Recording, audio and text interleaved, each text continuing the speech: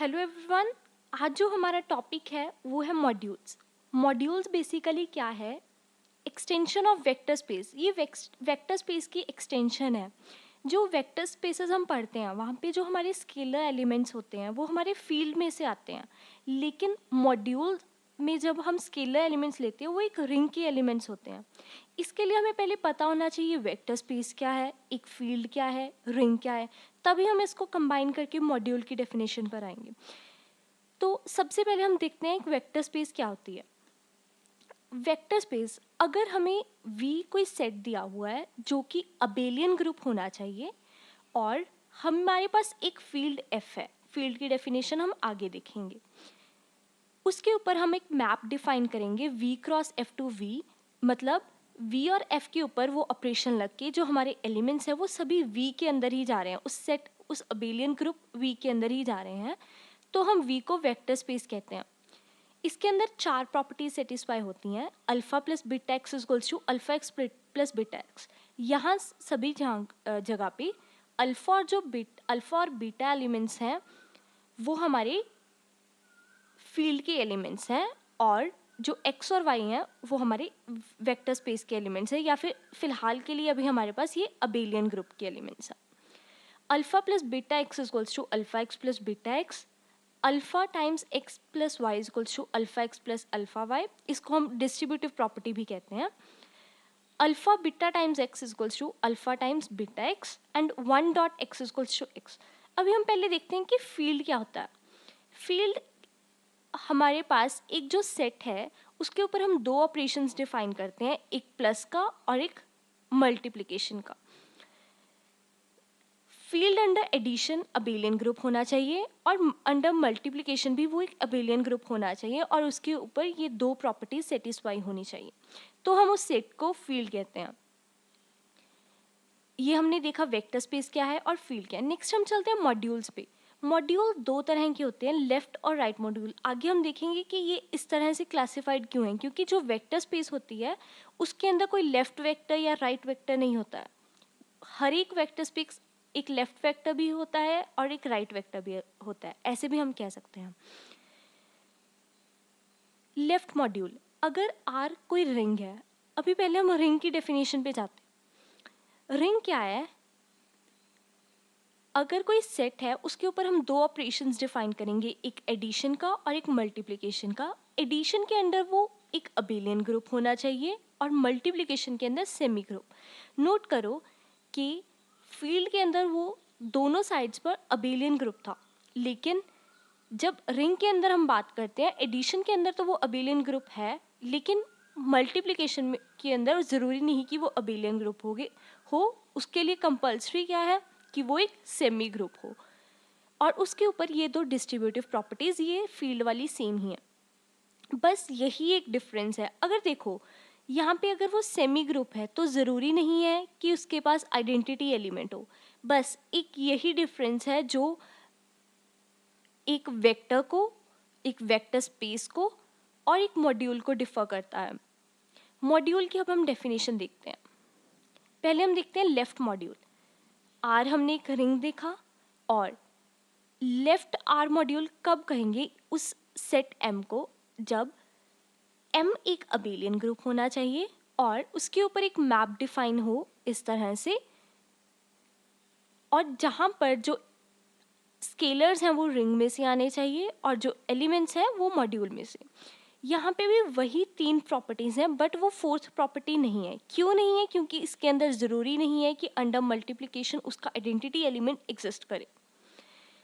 Same वही property है, a times x plus Y equals to a x plus a y, a plus b times x equals to a x plus b x, a b times x equals to a times b x. हम left module को denote करते हैं R M से, और are के elements को हम scalars कहते हैं। नेक्स्ट हम आते हैं राइट मॉड्यूल। इसके अंदर कुछ ज़्यादा डिफरेंस नहीं है, जस्ट सेम वही डेफिनेशन है लेफ्ट मॉड्यूल वाली। यहाँ पर जो हमारे मॉड्यूल के एलिमेंट्स हैं ये लेफ्ट साइड से ऑपरेट हो रहे हैं फर्स्ट प्रॉपर्टी में, और जो रिंग के एलिमेंट्स हैं वो राइट साइड से ऑपरेट हो रहे हैं। बट जो हमारा लेफ्ट मॉड्यूल था उसके अंदर ये ऑपोजिट हो रहा था। इसी तरह से बस ये थोड़ा सा डिफरेंस है। बेसिकली जो हम सभी लेकर चलेंगे जो आगे थ्योरम्स करेंगे उसके अंदर हम लेफ्ट मॉड्यूल ही कंसिडर करेंगे। जैसे कहीं पे अगर मॉड्यूल लिखा है तो वो डिनोट करेगा लेफ्ट मॉड्यूल। हम जहाँ पे भी हम राइट मॉड्यूल यूज़ करेंगे उसको हम स्पेसिफाई करेंगे। मोस्टली सभी बुक्स में भी यही नोटेशन होती है। अभी हमने वेक्टर स्पेस पढ़ा, उसके ऊपर जस्ट एक फील्ड के स्केलर से और यहाँ पे रिंग के, तो इसके अंदर क्या डिफरेंस हुआ? डिफरेंस बहुत बड़ा है।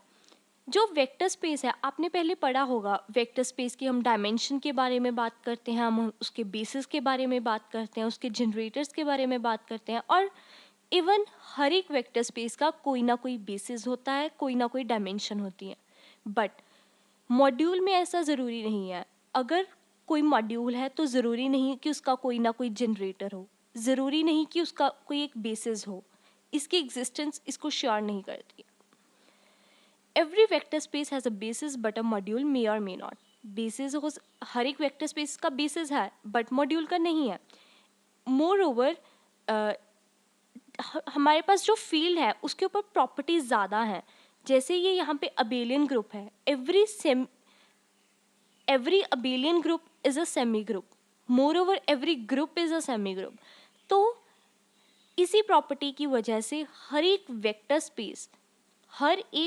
स्पेस एक मॉड्यूल होता है। एग्जाम्पल हमने जैसे वेक्टर स्पेस में पहले पढ़ी होंगी, real over the field of reals एक वेक्टर स्पेस है।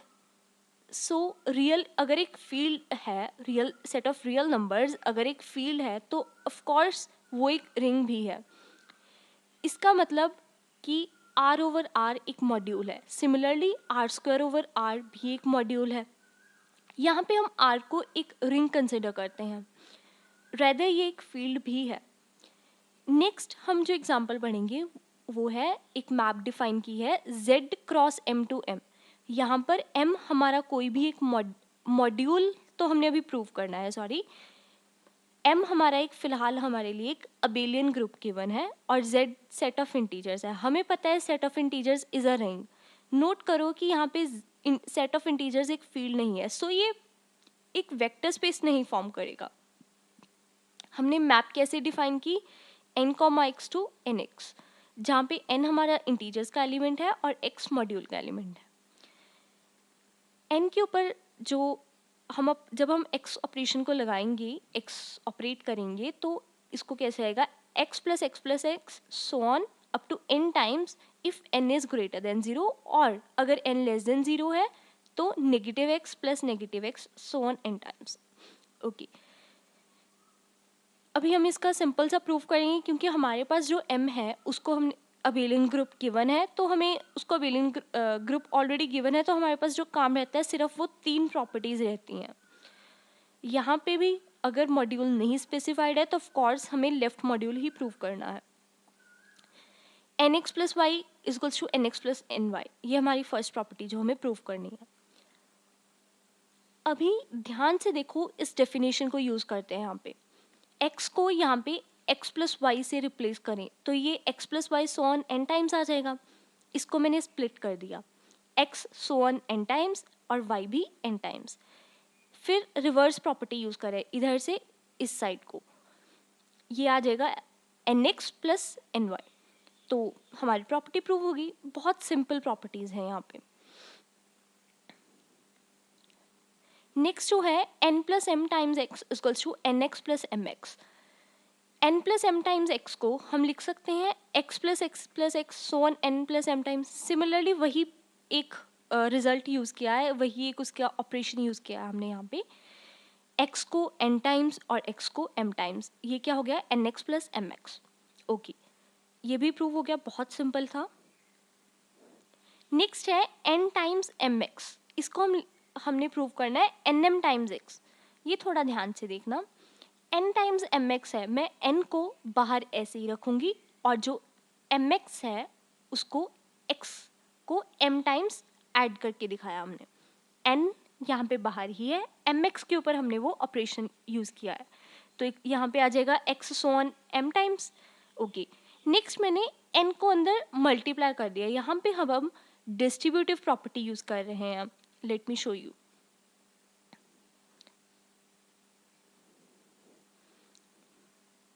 ये वाली n times x plus x था, यहाँ पे अगर हम y को x से रिप्लेस कर दे तो ये वाली प्रॉपर्टी हमने यूज की है यहाँ पे, ठीक है। तो यहाँ पे ये nx so on m times हो गया। अभी m टाइम्स वहीं पर है, ये ईच nx को, ये nx है तो इसको मैंने यहाँ पे इसको ऐसे एक्सपैंड कर दिया। नेक्स्ट सिमिलरली इसको यहाँ पे एक्सपैंड किया, वही प्रॉपर्टी यूज़ की है हमने जो उसकी डेफिनेशन यूज़ की है, सॉरी हमने। और सिमिलरली यहाँ पर नेक्स्ट इसको मैं लिख सकती हूँ x plus x so on nm times which is nmx। Simple था, ओके। नेक्स्ट हम करेंगे elementary properties of R module. कुछ बेसिक प्रॉपर्टीज़ हैं जो उसकी एडिटिव आइडेंटिटीज़ के ऊपर बेस्ड हैं, रिंग की एडिटिव आइडेंटिटी और मॉड्यूल की एडिटिव आइडेंटिटी। इसमें फर्स्ट है एडिटिव आइडेंटिटी ऑफ आर, ये ओ आर ज़ीरो आर से डिनोट करते हैं। बेसिकली हम जो एडिटिव आइडेंटिटी हम उसको ज़ीरो से डिनोट करते हैं, लेकिन वो रिंग की एडिटिव आइडेंटिटी है तो हम उसको ज़ीरो आर से डिनोट कर रहे हैं, टाइम्स एक्स। यहाँ पे एक्स क्या होगा, यहाँ पे एक्स मॉड्यूल का एलिमेंट है और ए टाइम्स ज़ीरो एम क्या है, additive identity of M, okay. हम लेंगे इस स्टेप में, देखो zero R plus zero R x equals to zero R x plus zero R x. Simple सी चीज़ है, आई थिंक इसमें कोई प्रॉब्लम नहीं होगी। Zero R plus zero R, इसको मैं लिख सकती हूँ zero R, then zero R x plus zero R x. Next हमने क्या किया, उसका एडिटिव इनवर्स दोनों साइड्स पे ऑपरेट किया। जब हम zero R x minus zero R x करेंगे तो हमारे पास मॉड्यूल का एलिमेंट आएगा, मॉड्यूल की एडिटिव आइडेंटिटी आएगी। क्यों, जब हमने वहाँ पर किया था, वेट,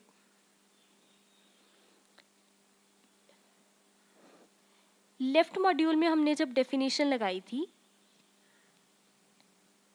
जो हमारे पास मॉड्यूल के दो एलिमेंट्स को हम ऑपरेट करेंगे, वेट, यहाँ पे मॉड्यूल के दो एलिमेंट्स को ऑपरेट करेंगे तो जो ये एलिमेंट आएगा वो हमारा मॉड्यूल का ही आएगा।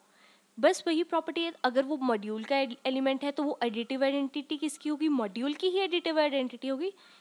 ये प्रॉपर्टी हम यहाँ पे यूज़ कर रहे हैं। तो इसका मतलब जो एडिटिव आइडेंटिटी आई वो हमारे पास मॉड्यूल की आई, which is equal to additive identity of ring times x. Next a m, हम किसी भी एलिमेंट को ऐसे लिख सकते हैं, क्लियर है, which is equal to a m plus a times zero m. यहाँ पे हमने फिर से एडिटिव इनवर्स ऑपरेट किया दोनों साइड्स पे और ज़ीरो एम आ गया ए टाइम्स ज़ीरो एम। इससे हमारी फर्स्ट प्रॉपर्टी प्रूव होती है। नेक्स्ट जो प्रॉपर्टी है negative a x is equals to negative a x a times negative x. ये बहुत सिंपल प्रॉपर्टी है, हमने पीछे प्रूव किया कि zero R x equals to zero m. Zero R को मैं कैसे लिख सकती हूँ, a plus negative a times x. A हमारा रिंग का एलिमेंट है which is equal to zero R x is equals to zero m. यहाँ पे डिस्ट्रीब्यूटिव प्रॉपर्टी हमने यूज़ की, is equals to zero m. अभी यहाँ पे हमने एडिटिव इन्वर्स ऑपरेट किया तो ये एलिमेंट, इसका एडिटिव इन्वर्स ये रहा और ये as it is. This proves our first this part and similarly हम दूसरा पार्ट भी प्रूव कर सकते हैं। नेक्स्ट हम रिंग की होमोमॉर्फिज्म के बारे में स्टडी करेंगे। रिंग की homomorphism of ring, let R and R dash be two rings, और हमने एक मैप डिफाइन की है आर टू आर डैश। तो फाई को हम होमोमॉर्फिज्म कब कहेंगे, अगर phi of a plus b is equal to phi a plus phi b and phi of a dot b is equals to phi a dot phi b. बिल्कुल simple है। Next हम देखते हैं एंटी होमोमॉर्फिज्म। ये new topic है, ये हमने vector spaces में नहीं पढ़ा होता है, बिल्कुल सिंपल है। Let R and R dash be two rings and phi is defined from R to R dash be a map. Phi को हम एंटी होमोमॉर्फिज्म कब कहेंगे, अगर phi of a plus b is equal to phi a plus phi b and phi of a dot b is equals to phi b phi a. यहाँ पे difference क्या है homomorphism और एंटी होमोमॉर्फिज्म में, first property बिल्कुल same है, second property में phi a dot b is equals to phi a dot phi b है और यहाँ पे phi a dot b is equal to phi b phi a है। बस इतना सा डिफरेंस है होमोमॉर्फिज्म और एंटी होमोमॉर्फिज्म। सो आज हमने इस पूरे लेक्चर में मॉड्यूल्स की डेफिनेशन देखी, उसको वेक्टर स्पेस के साथ कंपेयर किया, कुछ एग्जांपल्स देखी, कुछ उसकी एलिमेंट्री प्रॉपर्टीज देखी। नेक्स्ट हमने होमोमॉर्फिज्म और एंटी होमोमॉर्फिज्म्स की डेफिनेशन देखी। नेक्स्ट वीडियो लेक्चर में हम होमोमॉर्फिज्म और एंटी होमोमॉर्फिज्म के ऊपर बेस्ड कुछ थ्योरम्स करेंगे। आई होप आपको मेरा ये लेक्चर समझ आया होगा। Thank you for watching.